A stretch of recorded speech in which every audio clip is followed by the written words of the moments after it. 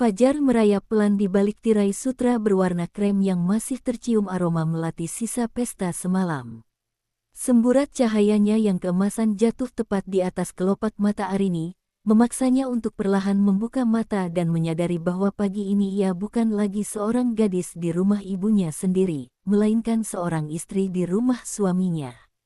Di sampingnya, Satria masih terlelap dengan napas yang teratur, sebuah pemandangan yang seharusnya menjadi puncak dari segala ketenangan yang pernah ia impikan. Arini menarik napas dalam-dalam, membiarkan udara pagi yang sejuk memenuhi paru-parunya, mencoba meyakinkan diri bahwa semua keraguan yang sempat mampir sebelum akad adalah sekadar bunga-bunga kecemasan yang kini telah layu oleh kenyataan yang indah.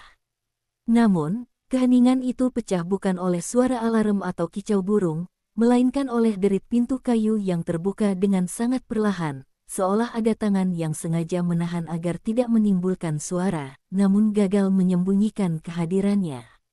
Tanpa ketukan, tanpa permisi yang lazim dilakukan oleh seorang tamu, Arini tersentak, refleks menarik selimutnya lebih tinggi. Di ambang pintu, sosok Ibu Widya berdiri dengan daster batik yang rapi, rambutnya sudah tertata meskipun hari masih sangat pagi. Wajahnya datar, namun matanya menyapu seluruh sudut kamar dengan ketelitian seorang mandor yang sedang memeriksa proyek yang baru saja diserah terimakan. Sudah bangun, Arini. Seorang istri yang baik tidak seharusnya membiarkan matahari lebih dulu menyapa lantai dapur daripada dirinya sendiri. Ibu sudah menyiapkan teh hangat di bawah. Satria itu kalau bangun harus langsung minum teh buatan rumah, bukan teh celup murahan. Suara Ibu Widya tenang, namun setiap katanya terasa seperti jarum yang ditusukkan ke balon kebahagiaan Arini yang baru saja ditiup. Arini hanya bisa mengangguk kecil, mencoba memberikan senyum terbaik yang ia miliki di jam 5 pagi. Satria menggeliat, lalu perlahan membuka mata. Ia melihat ibunya berdiri di sana dan hanya tersenyum lebar seolah hal itu adalah pemandangan paling normal di dunia. "Pagi, Bu. Terima kasih ya sudah diingatkan. Arini, kamu turunlah dulu, bantu ibu di bawah. Aku masih ingin 5 menit lagi." Satria kembali memejamkan mata, membiarkan Arini berdiri sendirian menghadapi tatapan menyelidik Ibu Widya. Dengan langkah yang terasa berat, Arini turun ke lantai bawah. Rumah besar itu terasa asing baginya. Setiap perabotan, mulai dari guci porselen di sudut ruangan hingga karpet beludru yang tebal, seolah memiliki mata yang mengawasi setiap gerakannya.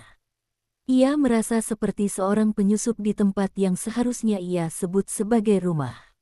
Di dapur, aroma rempah sudah memenuhi udara. Ibu Widya tidak benar-benar menunggunya untuk membantu, melainkan hanya ingin Arini melihat bagaimana standar kerja di rumah ini ditetapkan. Ibu Widya bergerak dengan cekatan, memotong sayuran dengan irama yang tetap, seolah setiap potongan harus memiliki ukuran yang sama presisi.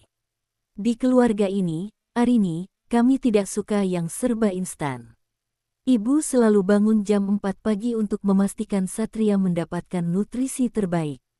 Dia itu anak laki-laki satu-satunya, tumpuan harapan ibu. Jadi, ibu harap kamu bisa menyesuaikan diri dengan cepat. Jangan bawa kebiasaan manja dari rumah orang tuamu ke sini. Arini berdiri terpaku di depan kompor. Ia ingin membantah, ingin mengatakan bahwa ia juga terbiasa mandiri, namun lidahnya terasa keluh. Setiap kali ia mencoba memegang pisau atau menyentuh panci, Ibu Widya akan memberikan koreksi kecil yang melemahkan semangatnya. Cara memegang pisaunya salah, posisi berdirinya tidak benar, hingga cara ia menyalakan api pun dianggap kurang pas. Hari-hari berikutnya berjalan seperti sebuah rutinitas yang mencekik. Arini mulai menyadari bahwa kunci rumah yang diberikan Ibu Widya di hari pertama bukan sekadar alat untuk masuk, melainkan simbol bahwa tidak ada lagi privasi bagi mereka. Suatu siang, saat Arini sedang mencoba menata ulang vas bunga di ruang tamu agar suasana terasa lebih segar, Ibu Widya masuk dan langsung memindahkan vas itu kembali ke posisi semula. "Jangan diubah-ubah, Arini. Ayah Satria dulu paling suka posisi ini. Ibu tidak ingin ada yang berubah di rumah ini. Perubahan seringkali membawa sial." Arini hanya bisa menghela napas. Ia merasa suaranya perlahan-lahan menghilang, tenggelam dalam dominasi Ibu Widya yang begitu absolut.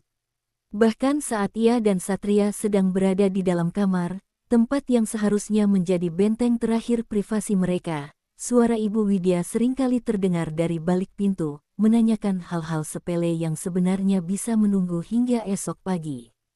Puncaknya adalah ketika Arini mencoba memasak hidangan spesial untuk merayakan 1 bulan pernikahan mereka. Ia telah menyiapkan resep rendang warisan keluarganya, memasaknya dengan penuh cinta selama berjam-jam. Namun, saat hidangan itu disajikan di meja makan, Ibu Widya hanya mencicipinya sedikit, lalu meletakkan sendoknya dengan suara denting yang tajam di atas piring porselen. Terlalu banyak santan, Arini.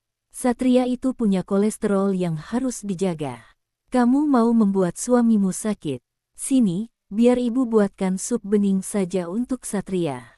Satria, yang melihat wajah istrinya memucat, hanya bisa menepuk tangan Arini pelan di bawah meja. Namun, ia tidak berkata apa-apa. Ia justru memakan sup bening buatan ibunya dengan lahap, seolah rendang buatan Arini tidak pernah ada di sana.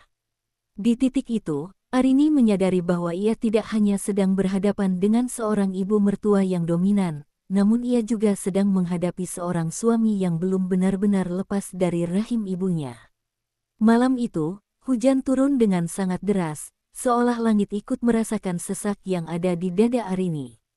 Ia berdiri di balkon, menatap kegelapan di luar sana.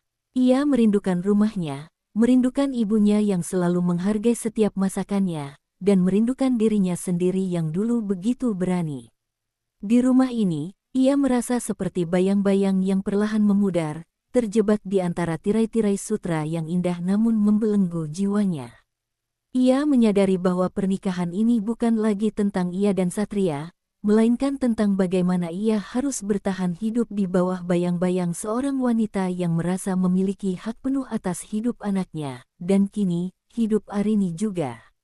Ia tahu, ini hanyalah awal dari sebuah perjalanan panjang yang penuh lara. Sebuah perjalanan di mana ia harus memilih untuk terus menjadi bayang-bayang atau berani menyalakan cahayanya sendiri, meskipun itu berarti ia harus membakar tirai-tirai sutra yang selama ini menyekapnya dalam restu yang mematikan. Arini memejamkan mata, membiarkan dinginnya angin malam menyentuh kulitnya, bersiap untuk menghadapi esok pagi yang mungkin akan kembali membawa fajar yang menipu. Hari-hari berlalu seperti lembaran buku yang dipaksa terbuka sebelum waktunya. Arini mulai terbiasa dengan suara derit pintu yang terbuka di jam-jam yang tidak wajar, namun hatinya tidak pernah benar-benar siap. Di minggu ketiga pernikahan mereka, sebuah insiden kecil terjadi yang semakin mempertegas garis batas yang tak kasat mata di rumah itu. Pagi itu, Arini memutuskan untuk mencuci pakaian mereka sendiri, sebuah tugas sederhana yang ingin ia lakukan sebagai bentuk pengabdian kepada Satria. Ia membawa keranjang pakaian ke area belakang, menikmati aroma sabun cuci yang segar di bawah sinar matahari pagi yang mulai menghangat. Namun, saat ia sedang menjemur kemeja kerja Satria, bayangan Ibu Widya muncul di dinding semen putih di belakangnya. Tanpa suara, wanita itu sudah berdiri di sana, memperhatikan cara Arini menjepit pakaian. Wajahnya tidak menunjukkan amarah, namun ada ketidaksenangan yang terpancar dari kerutan di dahinya yang selalu terlihat kaku. Arini, kenapa kemeja Satria dijemur seperti itu?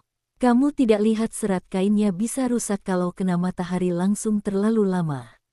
Dulu ibu selalu membaliknya dulu sebelum dijemur, dan jangan pakai jepitan plastik murah ini, nanti berbekas di pundaknya. Satria itu harus tampil sempurna di kantor, dia itu wajah keluarga kita. Arini menghentikan gerakannya, tangannya masih memegang jepitan pakaian. Ia menarik napas panjang, mencoba menahan getaran di suaranya. Ia ingin mengatakan bahwa ia sudah mencuci baju sendiri selama bertahun-tahun saat kuliah di luar kota dan tidak pernah ada masalah. Namun di depan Ibu Widya, semua pengalamannya seolah tidak memiliki nilai. Maaf, Bu, saya hanya ingin membantu supaya beban Ibu berkurang. Saya akan perbaiki sekarang. Bantu. Arini, Ibu tidak butuh dibantu kalau hasilnya justru merusak barang-barang anak ibu. Lebih baik kamu masuk saja, buatkan camilan untuk Satria nanti sore. Biar urusan baju ini ibu yang selesaikan. Ibu tidak ingin Satria malu karena kemejanya terlihat tidak terawat. Ibu Widya merebut kemeja dari tangan Arini dengan gerakan yang cepat namun terkontrol. Arini berdiri terpaku, merasa seperti seorang anak kecil yang baru saja dimarahi karena merusak mainan kakaknya. Ia berjalan masuk ke dalam rumah dengan bahu yang merosot, melewati ruang tengah yang penuh dengan foto-foto masa kecil Satria, foto-foto yang semuanya diambil dan disusun oleh Ibu Widya. Di setiap foto itu, Satria selalu terlihat rapi, tersenyum patuh, seolah-olah hidupnya adalah sebuah diorama yang diatur dengan sangat hati-hati oleh tangan ibunya. Siang harinya, saat Satria pulang untuk makan siang sebentar, Arini mencoba membicarakan hal ini. Mereka duduk di ruang makan yang dingin, hanya ditemani suara denting sendok yang beradu dengan piring. Satria tampak lelah. Lingkaran hitam di bawah matanya menunjukkan betapa keras ia bekerja, namun ia selalu menyempatkan diri pulang hanya karena ibunya bersikeras bahwa makanan rumah lebih sehat daripada restoran di dekat kantor. "Mas, aku boleh bicara sebentar?" "Tentang ibu." Satria mendongak, menyuapkan nasi ke mulutnya dengan gerakan lambat. Ia menatap Arini dengan tatapan yang sulit diartikan, antara rasa lelah dan keinginan untuk tidak terlibat dalam konflik apapun saat jam istirahatnya yang singkat. "Ada apa lagi dengan ibu, sayang? Ibu hanya ingin yang terbaik buat kita, kan? Dia sudah tua, Arini. Mungkin caranya memang sedikit kuno, tapi niatnya selalu baik. Tapi Mas, dia mencampuri semuanya. Bahkan cara aku menjemur kemejamu pun dianggap salah. Aku merasa seperti tidak punya ruang untuk menjadi istrimu. Aku merasa seperti asisten yang terus-menerus diawasi kinerja." Satria meletakkan sendoknya, lalu menghela napas panjang. Ia meraih tangan Arini, meremasnya pelan, namun matanya tidak benar-benar menatap mata istrinya. Ia seolah menatap ke suatu titik di belakang Arini, ke arah dapur di mana ibunya sedang sibuk menyiapkan jus buah untuk mereka. "Arini, tolong mengerti. Ibu sudah sendirian sejak ayah meninggal 10 tahun lalu. Aku adalah pusat dunianya. Dia hanya takut kehilangan kendali, dia takut aku tidak terurus. Sabar ya, berikan dia waktu untuk terbiasa dengan kehadiranmu. Jangan buat suasana jadi tegang, aku sudah cukup pusing dengan urusan kantor." Kalimat itu selalu menjadi penutup diskusi mereka. Sabar ya, dua kata yang terasa seperti beban ribuan ton di pundak Arini. Sabar baginya berarti menelan harga diri, sabar berarti membiarkan identitasnya terkikis sedikit demi menjaga harmoni semu yang diinginkan Satria. Sore itu, saat Satria sudah kembali ke kantor, Arini menemukan Ibu Widya sedang berada di dalam kamar mereka. Wanita itu sedang membuka lemari pakaian Arini, memindahkan beberapa tumpukan baju dan menatanya kembali menurut kategori warna dan jenis kain yang menurutnya benar. Arini berdiri di ambang pintu, tangannya gemetar menahan amarah yang mulai memuncak di dadanya. "Ibu, sedang apa di kamar kami?" Ibu Widya menoleh dengan wajah tanpa dosa, seolah tindakannya masuk ke kamar pribadi anak dan menantunya adalah hal yang sangat wajar. Ia bahkan tidak berhenti menggeser gantungan baju yang ada di sana. "Lemari kamu berantakan sekali, Arini. Ibu tidak suka melihat sesuatu yang tidak pada tempatnya." Satria itu terbiasa dengan kerapian. Kalau dia mau ambil baju kerja dan semuanya campur aduk begini, dia bisa terlambat. "Ibu hanya menolongmu supaya kamu tidak perlu repot-repot menatanya nanti. Ini kamar pribadi kami, Bu. Saya mohon, jangan masuk dan menyentuh barang-barang saya tanpa izin. Saya bisa mengaturnya sendiri." Suara Arini kali ini lebih tegas, ada nada perlawanan yang baru pertama kali ia tunjukkan. Ibu Widya berhenti bergerak. Ia berdiri tegak, membalikkan badannya dengan perlahan, menatap Arini dengan tatapan yang tajam dan dingin, tatapan yang seolah mengatakan bahwa Arini telah melakukan kesalahan fatal dengan berani menentangnya. "Tanpa izin." "Arini, Rumah ini dibangun dengan keringat suamimu, dan suamimu adalah darah dagingku. Tidak ada 1 inci pun dari rumah ini yang terlarang untukku. Kalau kamu merasa keberatan dengan perhatian ibu, mungkin kamu harus ingat siapa yang telah membesarkan Satria hingga menjadi pria yang kamu nikahi sekarang. Jangan jadi orang asing yang datang lalu mencoba memutus ikatan antara ibu dan anak. Ibu Widya berjalan melewati Arini begitu saja, bahunya menyenggol bahu Arini dengan sengaja, meninggalkan aroma parfum bunga melati yang kini terasa menyesakkan bagi Arini. Di dalam kamar yang kini terasa seperti medan perang, Arini jatuh terduduk di tepi tempat tidur. Ia melihat lemari pakaiannya yang kini tertata sangat rapi, namun ia merasa jijik melihatnya. Kerapian itu adalah bukti bahwa ia tidak memiliki kendali bahkan atas pakaian yang melekat di tubuhnya sendiri. Malam itu, saat Satria pulang, Arini hanya diam. Ia tidak menceritakan apa yang terjadi di kamar. Ia menyadari bahwa mengadu pada Satria hanya akan berakhir dengan kalimat, "Sabar ya," yang sama. Ia mulai mengerti bahwa di rumah ini, ia sedang berada di dalam sebuah jaring laba-laba yang sangat halus namun sangat kuat. Ibu Widya adalah sang ratu yang menganyam setiap benangnya, dan Satria adalah korban yang sudah terlalu lama terperangkap hingga ia tidak lagi merasa terikat. Arini menatap bayangannya di cermin meja rias. Wajahnya terlihat lebih pucat, matanya yang dulu penuh binar kini tampak redup dan lelah. Ia menyentuh permukaan meja riasnya, tempat di mana botol parfum pemberian ibunya berdiri berdampingan dengan kotak perhiasan dari Ibu Widya. 2 dunia yang bertabrakan, dan ia adalah korban reruntuhannya.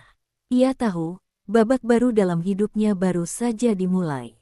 Babak di mana ia harus belajar untuk berbisik di tengah badai, belajar untuk mencari celah di balik tirai sutra yang semakin hari semakin terasa mencekik lehernya.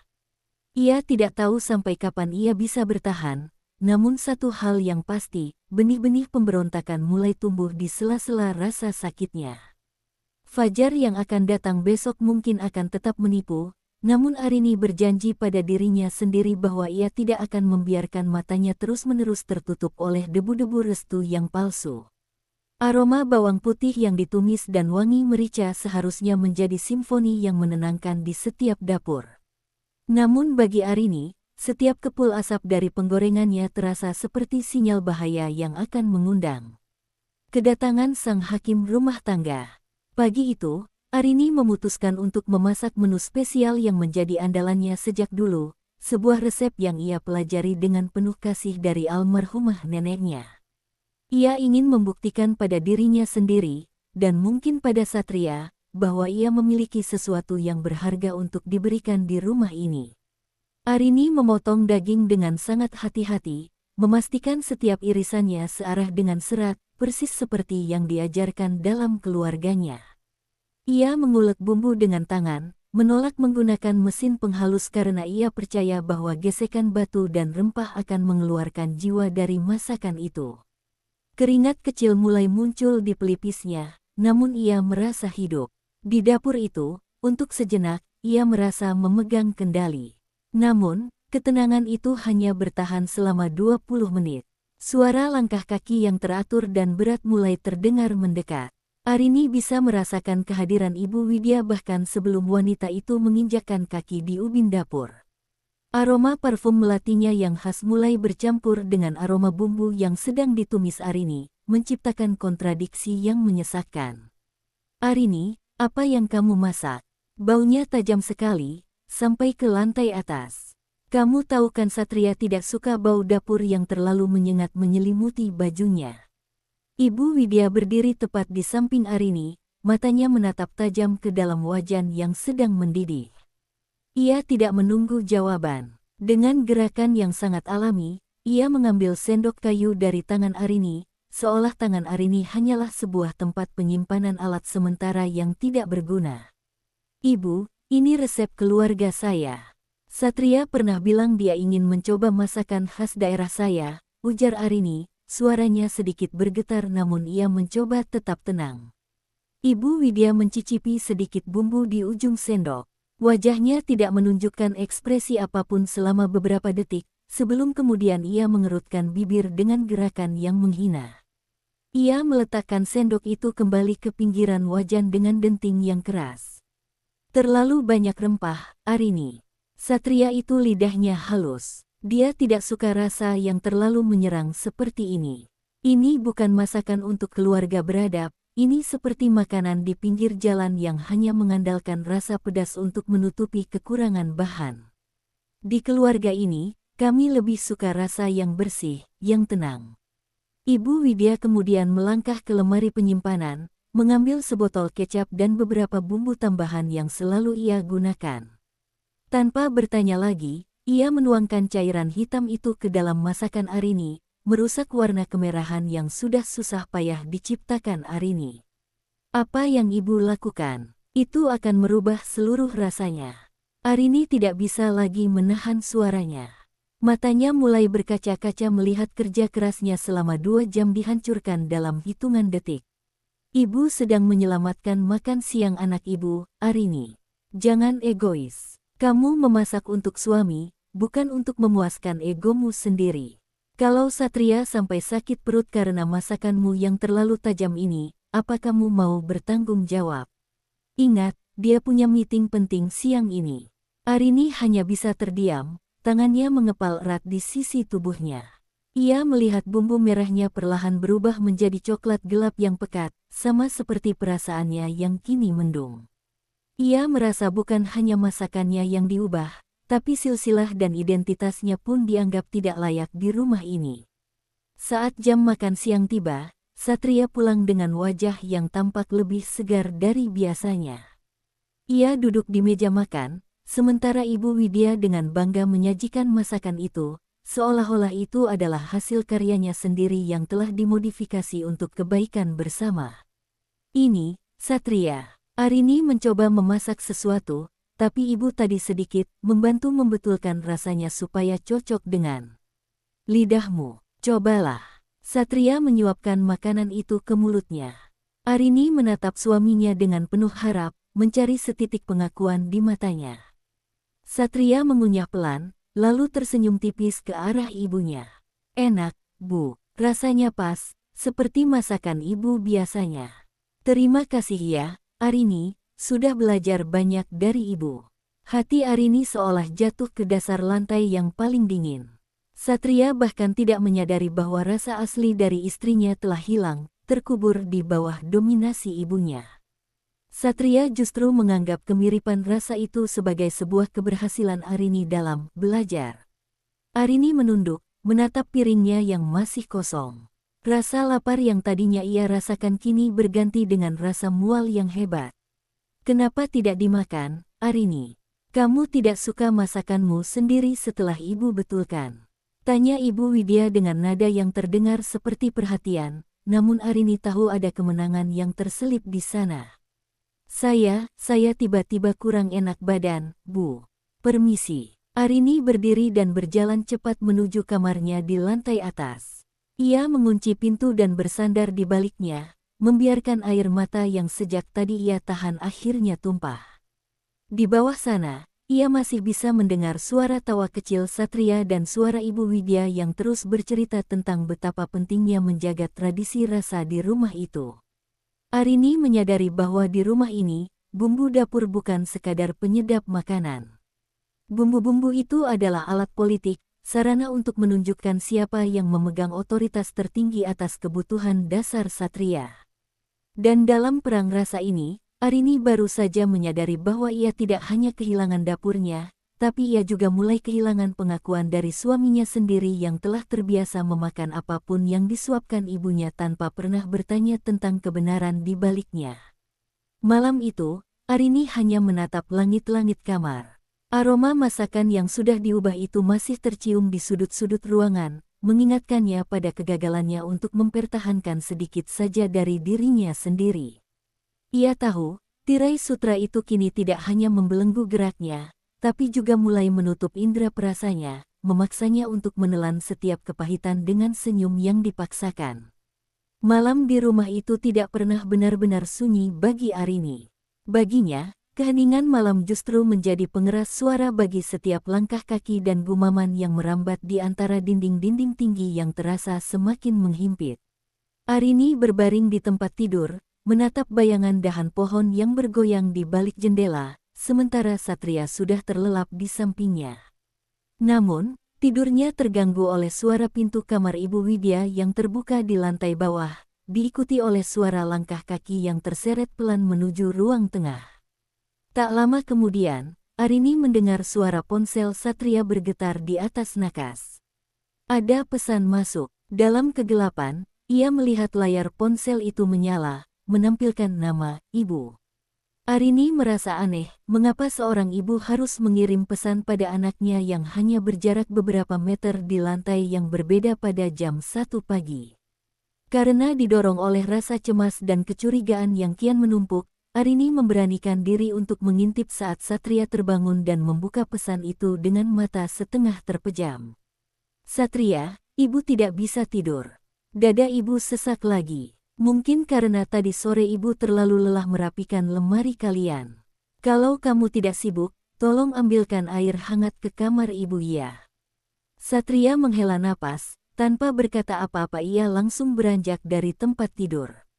Arini hanya bisa menatap punggung suaminya yang menghilang di balik pintu. Ia memutuskan untuk menunggu, namun 5 menit berubah menjadi 30 menit.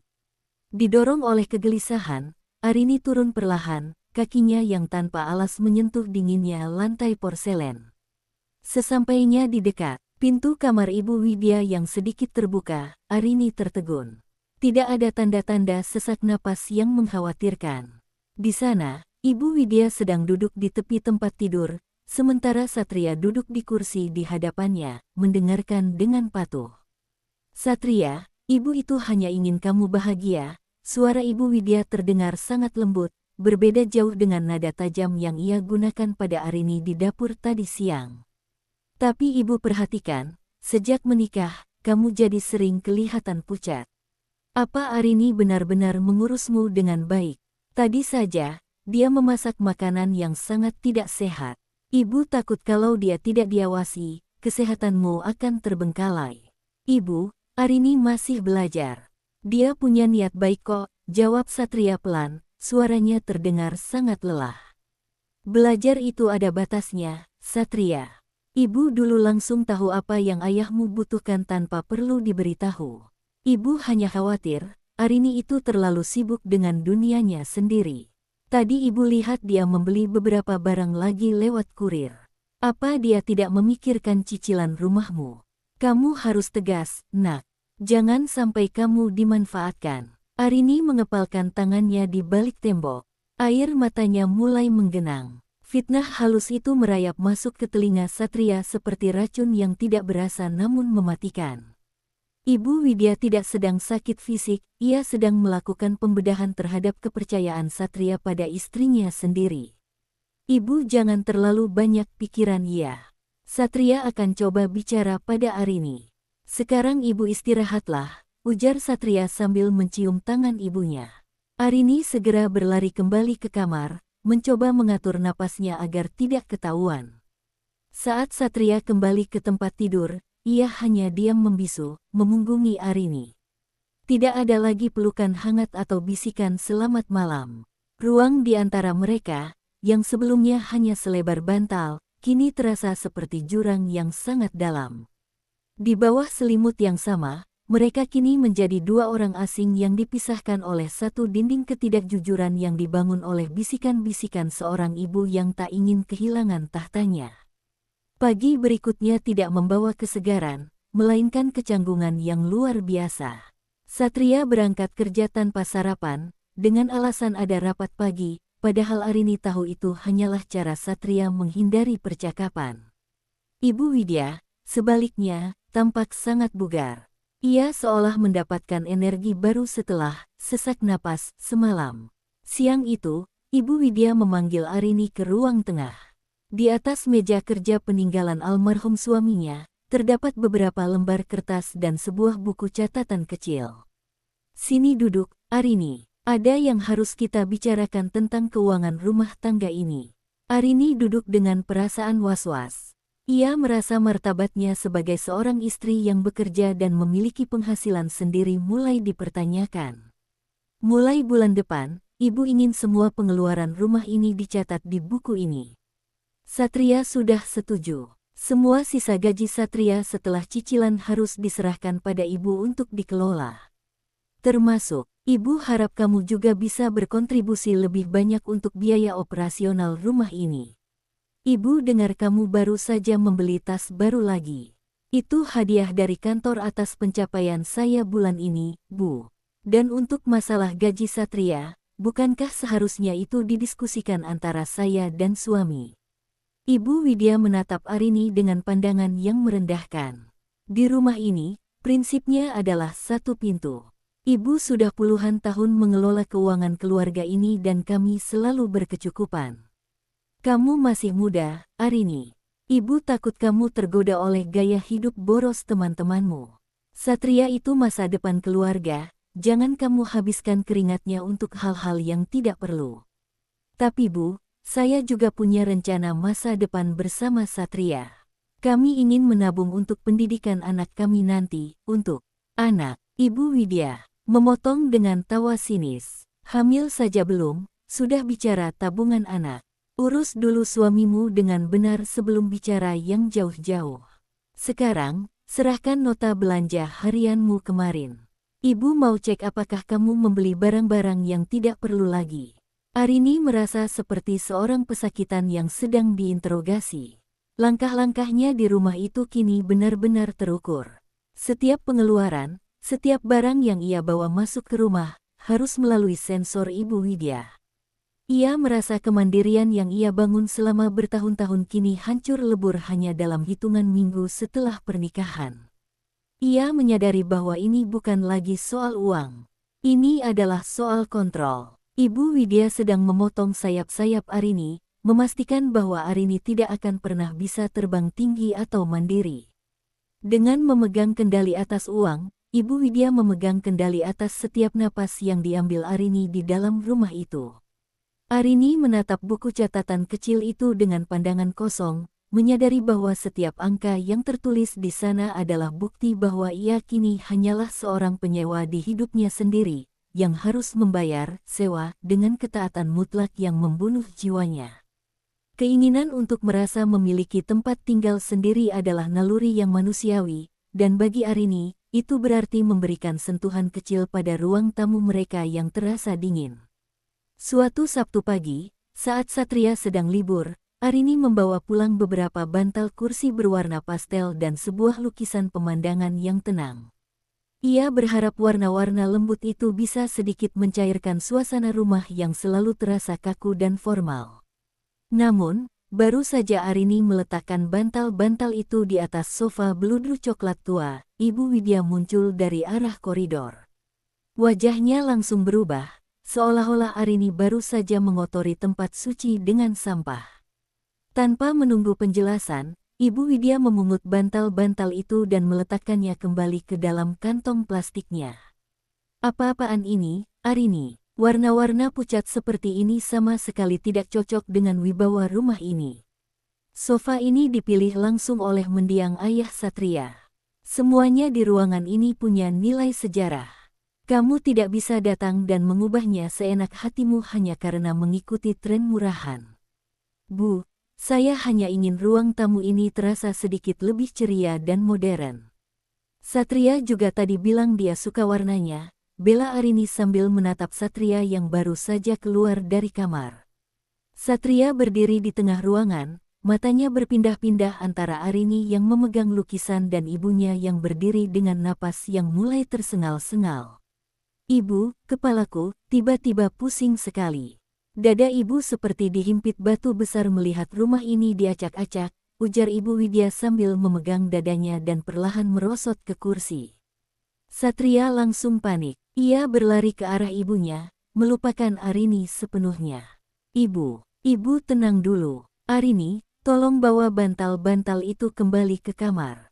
Jangan buat ibu stres lagi. Kamu tahu kan kondisi jantung ibu tidak stabil kalau dia terlalu emosional.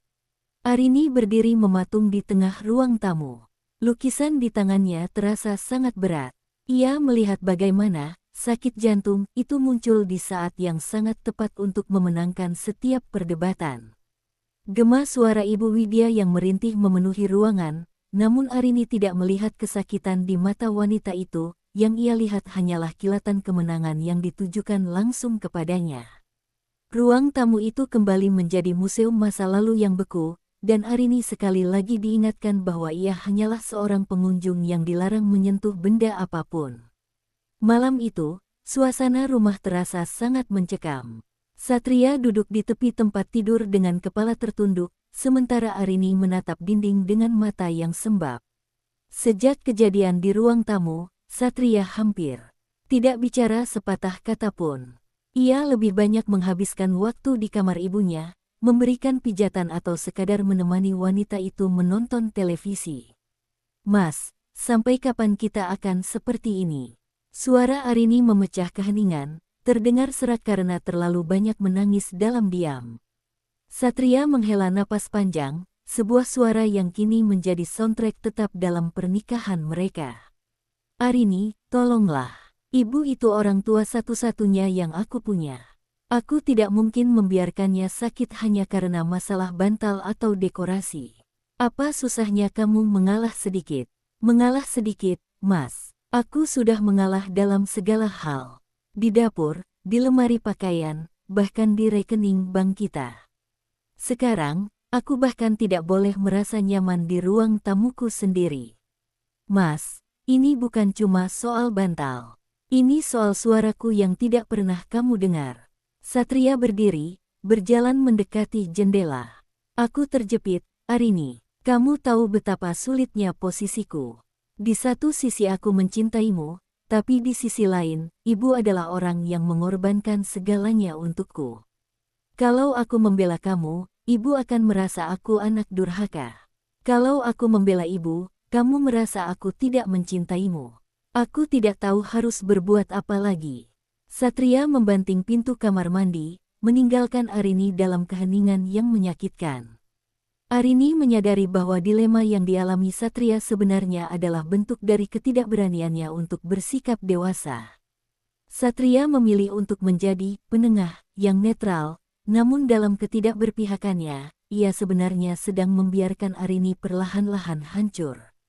Keheningan Satria adalah persetujuan bagi setiap penindasan yang dilakukan Ibu Widya. Beberapa hari kemudian, saat Ibu Widya sedang pergi ke acara pengajian, Arini diminta untuk mengambilkan beberapa berkas lama di gudang atas yang dulunya adalah kamar kerja almarhum ayah Satria.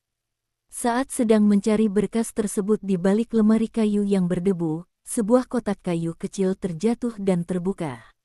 Di dalamnya, Arini menemukan tumpukan surat lama dan sebuah buku harian yang sampulnya sudah mengelupas.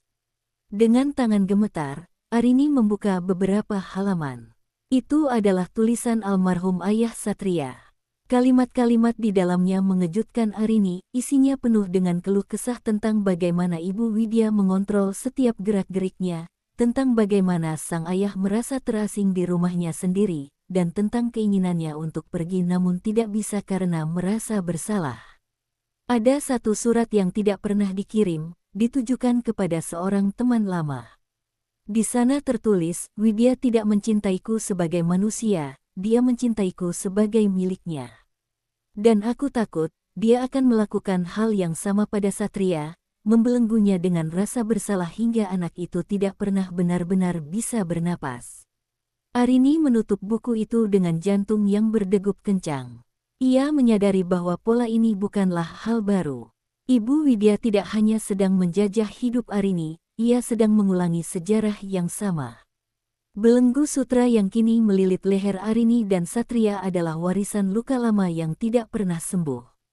Rahasia di balik lemari itu memberikan Arini sebuah perspektif baru. Ibu Widya bukan sekadar jahat, ia adalah wanita yang sangat kesepian dan ketakutan akan kehilangan kendali, namun cara ia mencintai justru menghancurkan orang-orang di sekitarnya. Arini memeluk kotak itu erat-erat, merasa sebuah kekuatan baru muncul di hatinya, bukan kekuatan untuk membenci, tapi kekuatan untuk memutus rantai penderitaan ini sebelum semuanya terlambat. Minggu berganti, dan rumah besar itu kini bersiap untuk sebuah perhelatan. Ibu Widya memutuskan untuk mengadakan acara syukuran keluarga besar, sebuah ajang yang baginya adalah panggung untuk memamerkan kesempurnaan hidup anaknya. Arini berharap acara ini bisa menjadi momen baginya untuk berinteraksi dengan keluarga lain, mencari sedikit udara segar di luar pengawasan ketat mertuanya. Namun, ia salah besar. Sejak pagi, Ibu Widya sudah mengambil alih segalanya. Arini dilarang membantu di dapur utama, ia hanya diperbolehkan menatap piring dan gelas. Saat para tamu mulai berdatangan, bibi, paman, dan sepupu Satria dari berbagai kota, Ibu Widya mulai menjalankan perannya sebagai sutradara sandiwara keluarga. "Oh, ini Arini, menantu saya," ujar Ibu Widya di tengah kerumunan keluarga besar, suaranya sengaja dikeraskan. "Dia masih perlu banyak dibimbing. Maklum, dari keluarga biasa, jadi belum terbiasa dengan tata krama keluarga kami. Kadang-kadang kalau tidak ibu ingatkan, dia lupa cara mengurus Satria dengan benar." Tawa kecil yang bernada merendahkan menyusul kalimat itu. Arini berdiri membeku di samping meja prasmanan, memegang nampan kosong dengan tangan yang bergetar. Ia menoleh ke arah Satria, berharap suaminya akan memberikan pembelaan atau setidaknya mengalihkan pembicaraan. Namun Satria justru sibuk tertawa bersama sepupunya, seolah tidak mendengar hinaan halus yang ditujukan pada istrinya. Di depan keluarga besar, Arini tidak lebih dari sekadar proyek renovasi yang sedang dikerjakan oleh Ibu Widya. Ia merasa telanjang dan kecil, sementara tatapan mata para tamu seolah menilai setiap helai pakaian dan gerak-geriknya. Kelelahan fisik akibat persiapan acara dan tekanan mental yang bertubi-tubi akhirnya menumbangkan pertahanan Arini. Malam setelah acara syukuran selesai, Arini jatuh pingsan di dapur saat sedang membereskan sisa gelas. Kepalanya terbentur pinggiran meja, meninggalkan luka memar yang biru di pelipisnya. Satria yang panik segera membawanya ke kamar, namun sebelum ia sempat memanggil dokter, Ibu Widya masuk dengan raut wajah yang lebih menunjukkan kejengkelan daripada kekhawatiran. "Satria, jangan terlalu berlebihan. Dia itu cuma capek sedikit, atau mungkin cuma ingin cari perhatian setelah tadi ibu tegur di depan keluarga," cetus Ibu Widya sambil melirik Arini yang masih setengah sadar. "Ibu dulu waktu hamil kamu tetap bisa mengurus pesta untuk 100 orang tanpa pingsan-pingsanan seperti ini.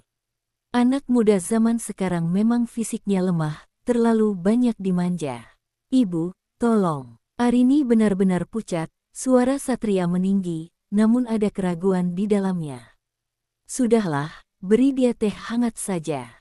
Jangan buat suasana jadi dramatis seolah ada penyakit parah." Ibu justru yang dadanya mulai sesak lagi karena melihat kegaduhan ini.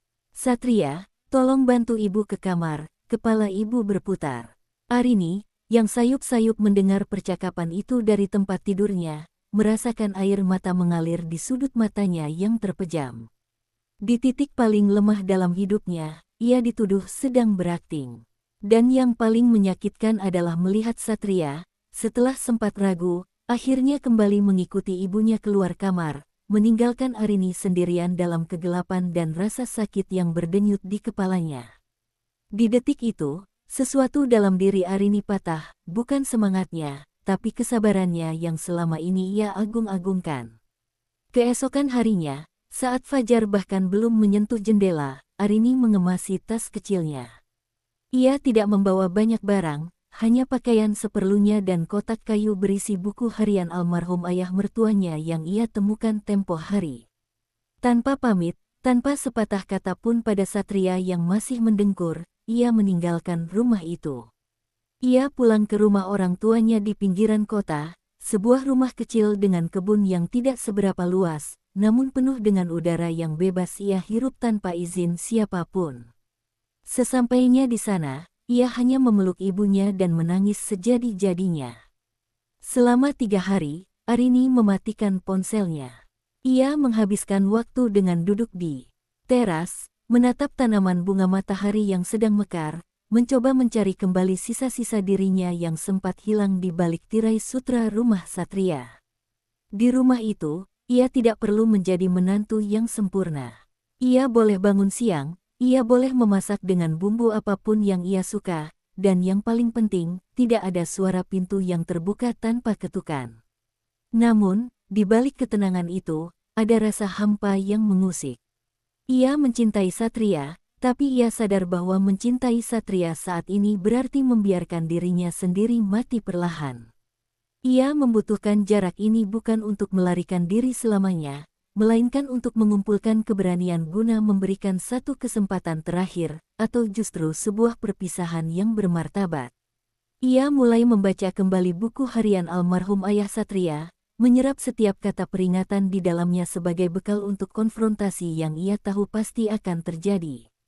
3 hari tanpa kabar dari Arini membuat rumah besar itu terasa seperti kuburan yang megah bagi Satria. Ia baru menyadari betapa sunyinya sudut-sudut ruangan tanpa langkah kaki pelan istrinya. Di hari keempat, saat hujan deras mengguyur kota, Satria akhirnya berdiri di depan pintu rumah orang tua Arini. Rambutnya basah kuyup, dan wajahnya menunjukkan keletihan yang luar biasa, keletihan seorang pria yang selama ini berusaha berdiri di atas 2 perahu yang saling menjauh. Arini keluar menemuinya di teras. Mereka duduk di kursi rotan tua yang sudah berderit, sementara suara hujan di atas atap seng menciptakan dinding privasi yang selama ini tidak pernah mereka miliki. Satria menunduk, menatap genangan air di kakinya. "Pulanglah, Arini. Rumah sangat sepi." "Ibu terus bertanya kapan kamu kembali," ujar Satria pelan. "Mas, apa kamu kesini karena kamu merindukanku, atau karena ibu lelah mengurus rumah sendirian?" Tanya Arini dengan suara yang sangat tenang, namun menusuk. Satria terdiam. Ia ingin marah, namun ia melihat memar di pelipis Arini yang mulai menguning, bukti bisu dari pengabaiannya malam itu. Ia meraih tangan Arini, dan kali ini, ia menatap langsung ke matanya. "Aku minta maaf. Malam itu aku pengecut. Aku tahu kamu sakit, tapi aku terlalu takut mengecewakan ibu. Aku baru sadar bahwa setiap kali aku mencoba menjadi anak yang berbakti dengan cara yang salah, aku sedang menghancurkan wanita yang aku pilih untuk menua bersama." Untuk pertama kalinya, mereka bicara tanpa bayang-bayang Ibu Widya. Satria mengakui ketakutannya akan kehilangan restu, dan Arini mengungkapkan rasa sesaknya hidup dalam penjara sutra. Hujan sore itu seolah mencuci sisa-sisa kebohongan di antara mereka, menyisakan sebuah kejujuran yang pahit namun perlu. Arini kembali ke rumah itu 2 hari kemudian. Namun, ia tidak kembali sebagai Arini yang penurut dan penuh ketakutan. Saat ia melangkah masuk, Ibu Widya sudah berdiri di ruang tengah, siap dengan rentetan teguran tentang betapa tidak sopannya seorang menantu pergi tanpa pamit. "Bagus ya, sudah puas keluyurannya. Sekarang cepat bersihkan dapur, tamu ibu mau datang sore ini," cetus Ibu Widya dengan nada memerintah. Arini tidak bergerak, ia meletakkan tasnya, lalu menatap Ibu Widya dengan tatapan yang paling tenang yang pernah ia miliki. "Saya kembali bukan untuk menjadi asisten rumah tangga ibu. Saya kembali sebagai istri Satria." Arini mengeluarkan buku harian almarhum ayah mertuanya dari tas. Wajah Ibu Widya memucat seketika saat melihat sampul buku yang sangat dikenalnya itu. "Ibu, saya tahu sejarah rumah ini. Saya tahu bagaimana ibu membuat ayah merasa asing di rumahnya sendiri. Tapi saya bukan ayah, dan Satria bukan lagi anak kecil yang bisa ibu kendalikan dengan rasa bersalah. Mulai hari ini, kunci kamar kami akan saya ganti. Dapur adalah wilayah saya saat saya memasak. Dan yang paling penting, tidak akan ada lagi bisikan di tengah malam." Suara Arini tidak meledak-ledak, namun setiap katanya memiliki bobot yang membuat Ibu Widya terperanjat. Ini adalah pertama kalinya seseorang berani menarik garis batas di hadapannya. Puncak konfrontasi terjadi saat Satria masuk ke dalam ruangan. Ibu Widya langsung melakukan serangan pamungkasnya, ia memegang dadanya, bernapas terengah-engah, dan mulai meratap bahwa ia merasa tidak dihargai lagi. "Satria, lihat istrimu, dia berani menghina ibu. Dadaku, Satria, rasanya mau copot." rintih Ibu Widya sambil mencoba merosot ke lantai. Dulu, Satria akan langsung berlari. Namun kali ini, ia hanya berdiri di samping Arini. Ia melihat buku harian ayahnya di atas meja, lalu menatap ibunya dengan kesedihan yang mendalam. "Ibu, hentikan. Aku sudah tahu bahwa ibu sering berpura-pura sakit untuk menghentikan perdebatan. Aku mencintaimu, Bu, tapi aku tidak bisa membiarkanmu menghancurkan pernikahanku seperti ibu menghancurkan kebahagiaan ayah dulu. Kami akan tetap tinggal di sini untuk sementara, tapi dengan aturan yang baru. Jika ibu tidak bisa menghormati Arini sebagai nyonya di rumah ini, maka kami yang akan pergi mencari rumah kami sendiri." Ibu Widya terdiam seketika. Ratapannya berhenti. Untuk pertama kalinya, senjata emosionalnya tidak mempan. Tirai sutra yang ia gunakan untuk membungkus dominasinya selama puluhan tahun kini sobek, menyingkap kenyataan bahwa ia hanyalah wanita yang takut akan kesepian. Ruang tamu itu terasa sangat luas dan kosong saat Ibu Widya akhirnya berbalik dan berjalan menuju kamarnya tanpa kata-kata, meninggalkan keheningan yang baru bagi Satria dan Arini. 6 bulan kemudian, suasana rumah itu telah berubah sepenuhnya. Tidak ada lagi parfum melati yang menyesakkan di dapur saat Arini memasak. Ibu Widya masih ada di sana, namun ia kini lebih banyak menghabiskan waktu dengan hobinya berkebun di halaman belakang, belajar untuk menerima bahwa dunianya tidak harus berputar di sekitar kendali atas anaknya. Arini berdiri di balkon, tempat yang dulu menjadi saksi bisu air matanya.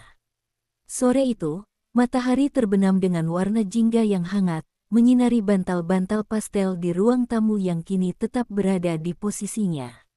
Satria datang dari belakang, memeluknya erat, membisikkan kata-kata cinta yang kini terasa tulus tanpa beban rahasia. Mereka telah melewati badai terbesar dalam pernikahan mereka.